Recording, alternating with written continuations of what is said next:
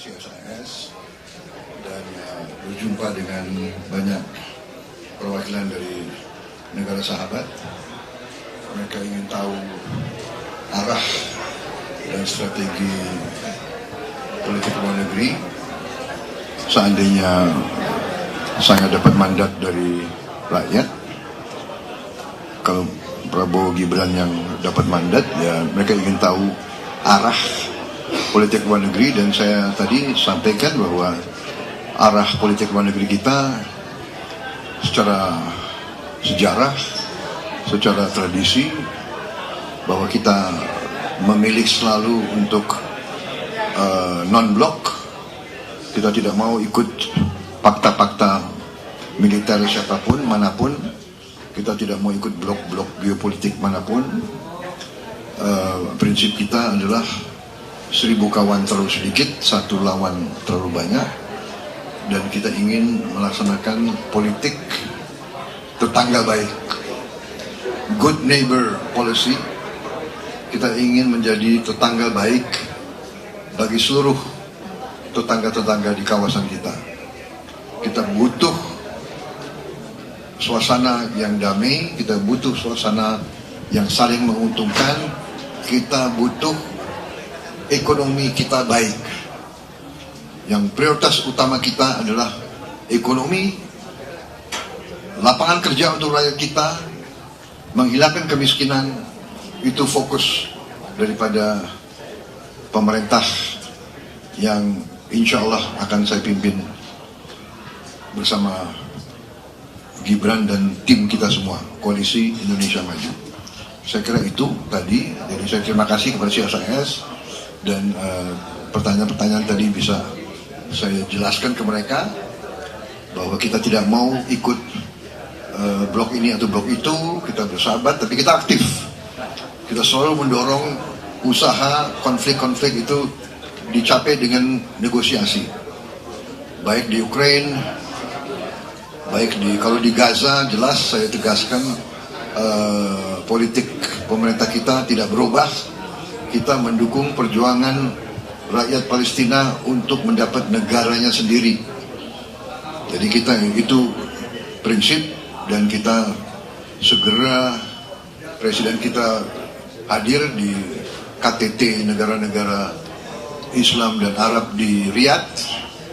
Kita benar-benar mendesak untuk segera dia laksanakan penghentian kekerasan di Gaza dan penyelesaian politik.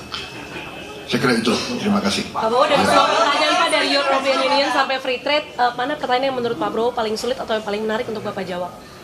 Saya kira saya jawab dengan apa adanya, ya.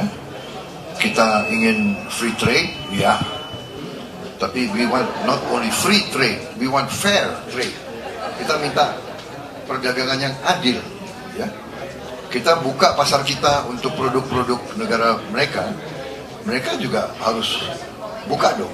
Masa mereka tidak izinkan pisang kita bisa dijual ke pasar mereka, atau teh, kopi, coklat, kelapa sawit kita. Jadi tadi saya tegas, saya bilang, Anda mau bicara free trade, yes, we want free trade, but we want fair trade.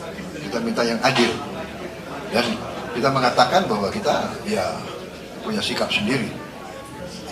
Saya kira itu. Dan kita tidak mau kita hanya jual barang mentah. Kita mau rakyat kita juga bisa bikin mobil, bisa bikin produk-produk industri. Saya kira Anda dengar tadi kan, saya sampaikan. Pak Prabowo. Just for a minute, about AUKUS, about the AUKUS security agreement. AUKUS. You mentioned before that you're determined that Indonesia not join any blocs, whether they be military or geopolitical. Yes. But I wanted to ask you about the AUKUS Security Pact. It's been criticised as an Anglo-Saxon pact by China and others. That could spark an arms race in the region. Australia has pointed out that nuclear submarines are important to the defence of its own waters, but that they can also be important to the defence of its neighbours' waters. What is your question? So what I want to ask you is, what is your view on the AUKUS agreement? Does Australia having nuclear submarines improve Indonesian security? I would say that the AUKUS agreement is a decision by Australia, US, and UK. It's their sovereign right. We do not comment on the sovereign right and the sovereign decisions of other countries.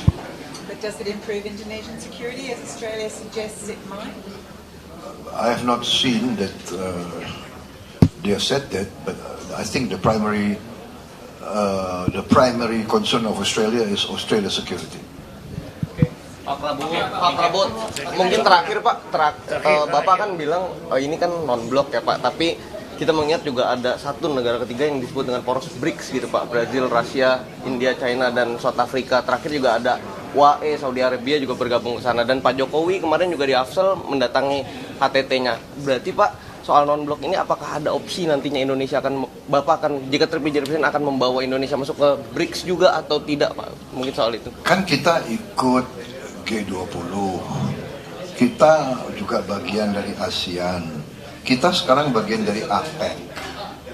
Itu bukan perkumpulan geopolitik, itu perkumpulan ekonomi, ya. Jadi kita akan lihat kalau nanti kepentingan ekonomi kita menguntungkan, why not kita join BRICS, ya. Oke. Sedikit Pak soal Panglima PU Pak. Jadi macan Asia Pak. Macan Asia Pak. Pak macan Asia Pak. Pak macan Asia Pak.